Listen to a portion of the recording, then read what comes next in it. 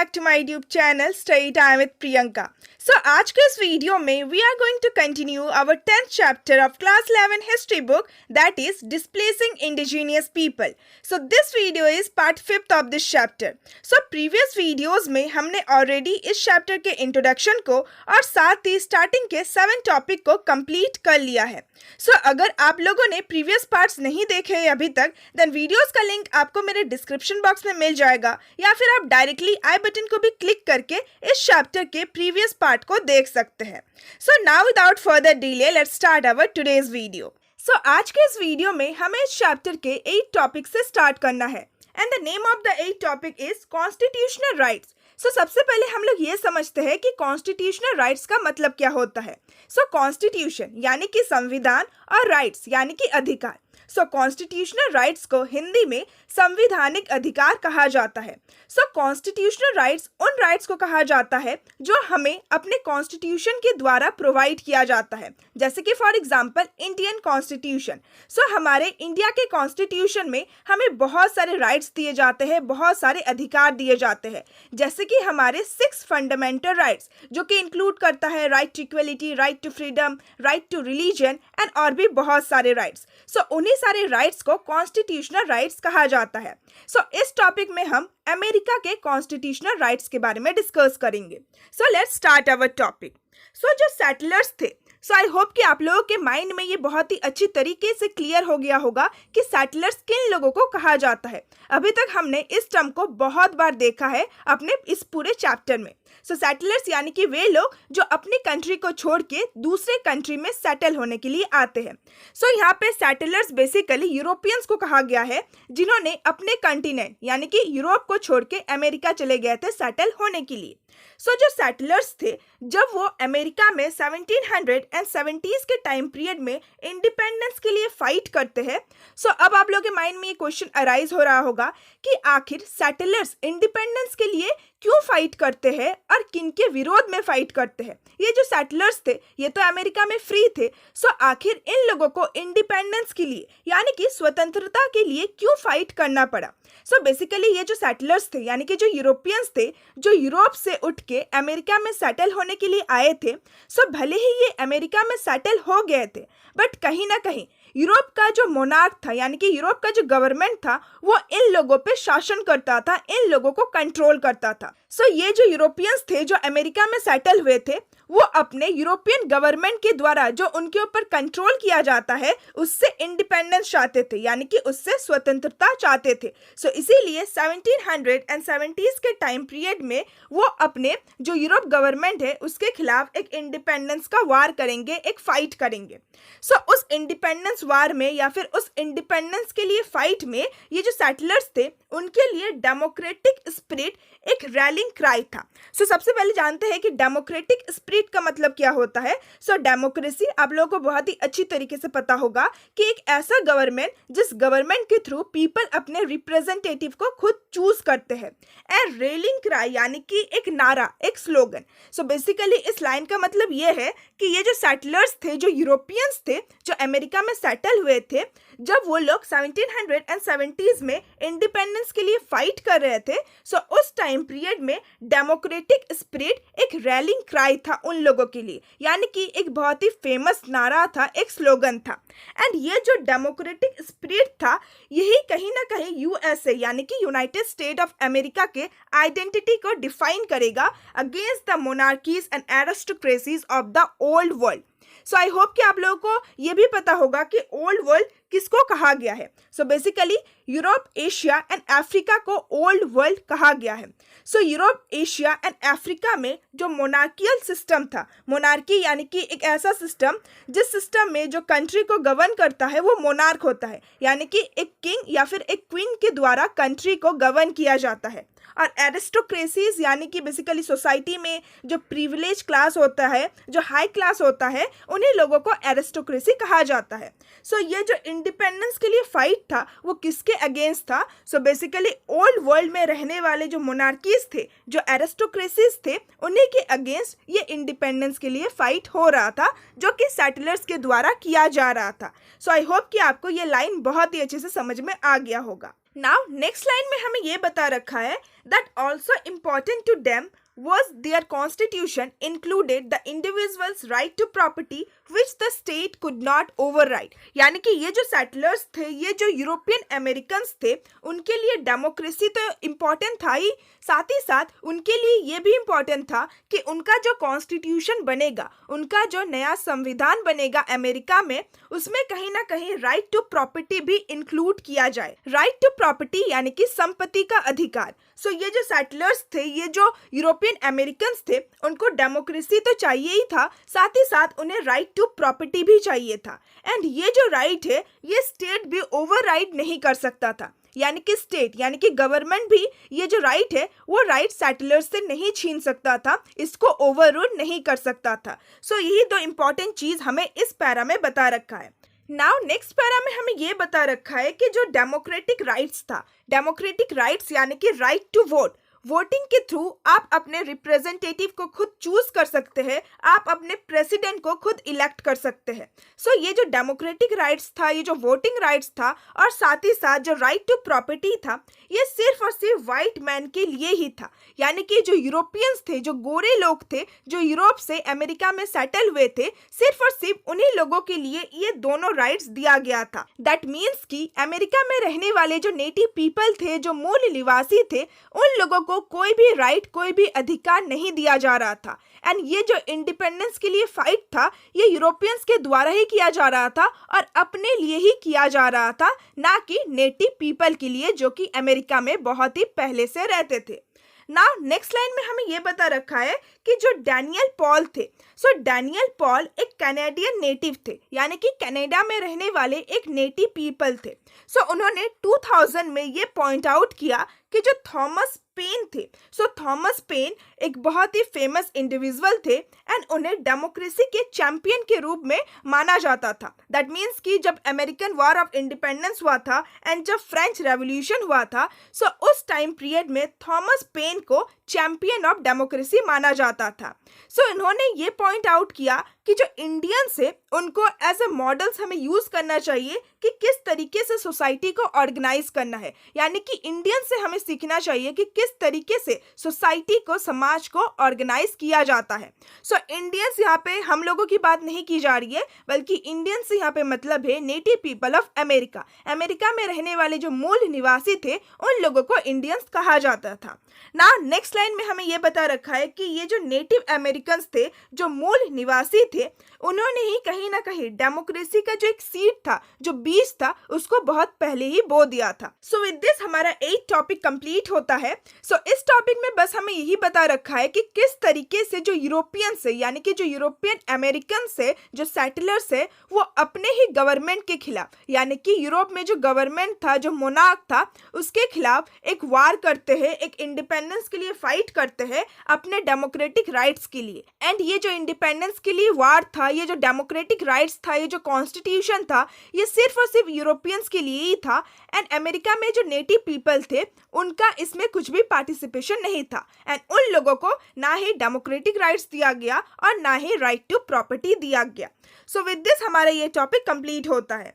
Now let's move to our next topic. So next topic का नाम है the winds of change, यानी कि परिवर्तन की हवा।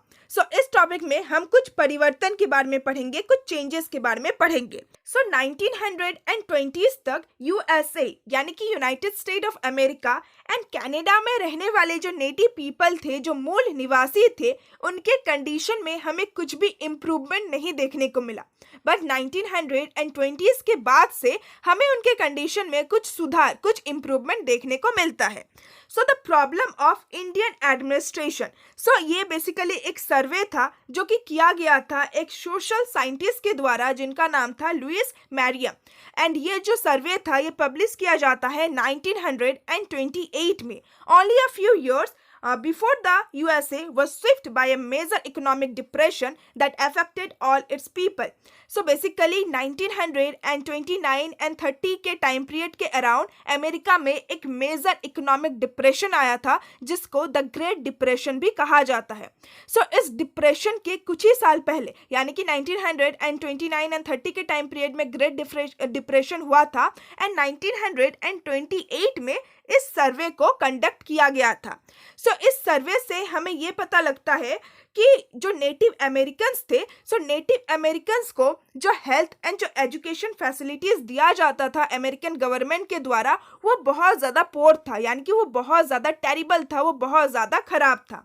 नाउ नेक्स्ट लाइन में हमें ये बता रखा है दैट कि जो वाइट अमेरिकन्स थे यानी कि जो यूरोपियंस थे जो कि यूरोप से अमेरिका में सेटल होने के लिए आए थे, जो सेटलर्स थे, उन लोगों को थोड़ा सिंपैथी महसूस हुआ, यानी कि उन लोगों को थोड़ा हमदर्दी महसूस हुआ for the native people, for the जो मूल निवासी थे अमेरिका के. सो वाइट अमेरिकन्स को आखिर नेटिव्स लोगों के प्रति सिंपैथी क्यों महसूस हुआ? सो बेसिकली जो नेटिव पीपल थे सबसे पहले तो उन्हें डिस्करेज किया जाता था from the full exercise of their culture, यानी कि नेटिव पीपल का जो कल्चर था, जो ट्रेडिशन था, उन लोगों को डिस्करेज किया जाता था, यानी कि उन लोगों को रोका जाता था, डिप्राइव किया जाता था कि वे लोग अपने कल्चर को फॉलो ना करें.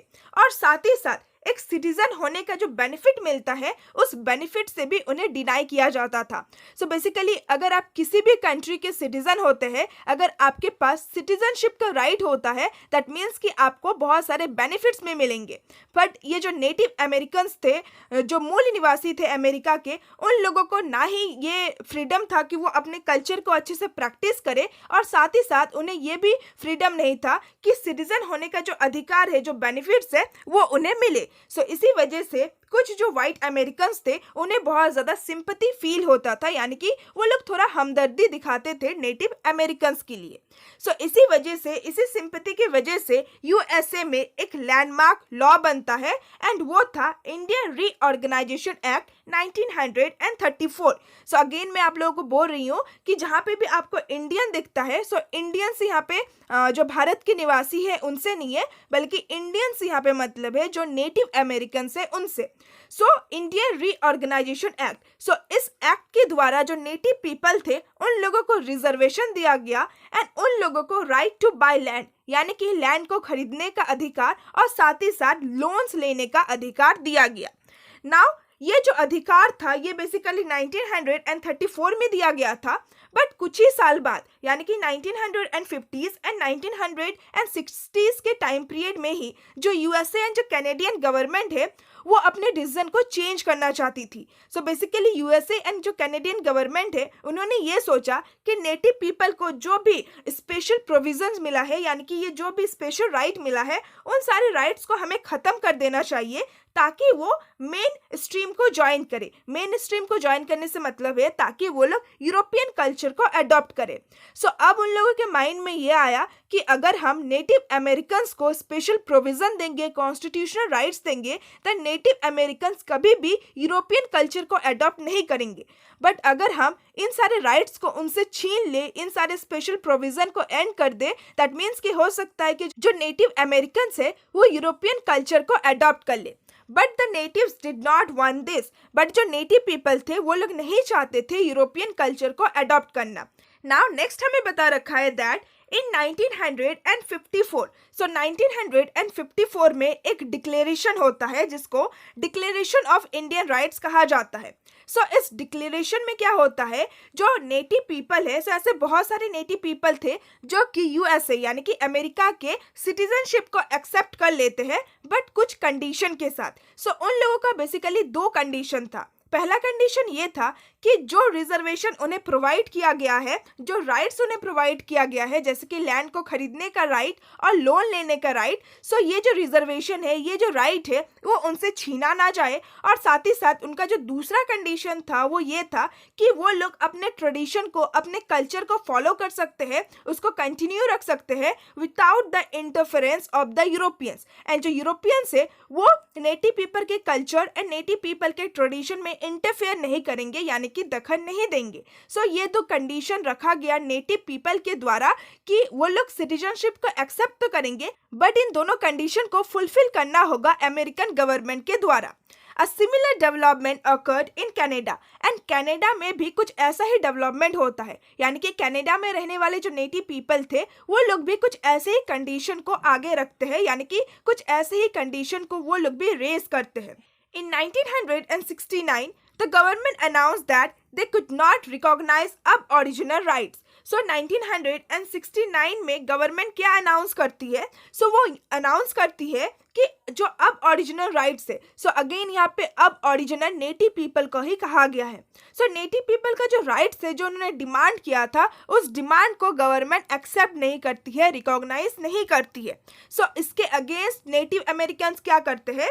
The natives in a well organized opposition move held a series of demonstration and debates, यानी कि जो नेटिव पीपल थे अब वो इसके अगेंस्ट में कुछ डिमॉन्स्ट्रेशन करती है। डिमॉन्स्ट्रेशन यानी कि कुछ प्रोटेस्ट करती है, प्रदर्शन करती है, और साथ ही साथ इस मैटर के ऊपर कुछ डिबेट एंड डिस्कशन भी होता है। The question could not resolve till 1982.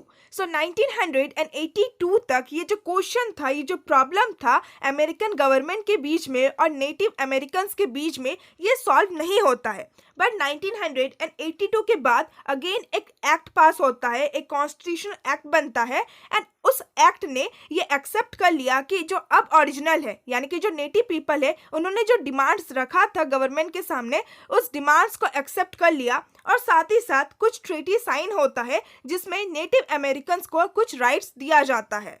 Now last line में हमें बता रखा है that today it is clear that the native peoples of both countries, though reduced so much in numbers from what they had been in the 18th century, have been able to assert their rights to their own culture, and particularly in Canada, to their scarred lands in a way their ancestors could not have done in 1880s. यानी कि आज के time period में अगर आप देखेंगे दोनों ही countries यानी कि यूएसए एंड कनाडा में रहने वाले जो नेटिव पीपल थे, भले ही उनका जो नंबर है यानी कि उनका जो पॉपुलेशन है वो बहुत ज़्यादा रिड्यूस हो गया है जितना कि 18th सेंचुरी में था। 18th सेंचुरी तक नेटिव पीपल का जो पॉपुलेशन था अमेरिका एंड कनाडा में वो बहुत ज़्यादा था, बट जैसे जैसे जो यूरोपियंस है वो अमेरिका में आके सेटल हुए, उनका जो पॉपुलेशन था वो धीरे धीरे रिड्यूस होते गया।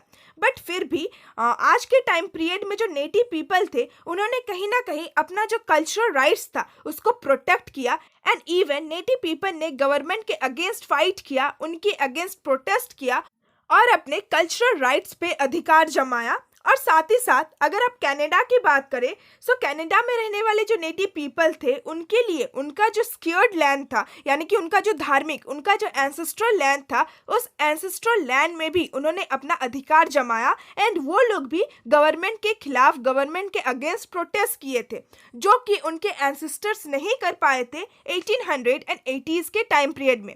प्रीवियस के टॉपिक में आप लोगों ने देखा होगा कि जब यूरोपियन पीपल अमेरिका आ रहे थे, अमेरिका में सेटल हो रहे थे, वो लोग किस तरीके से नेटिव अमेरिकन्स को एक्सप्लॉइट कर रहे थे।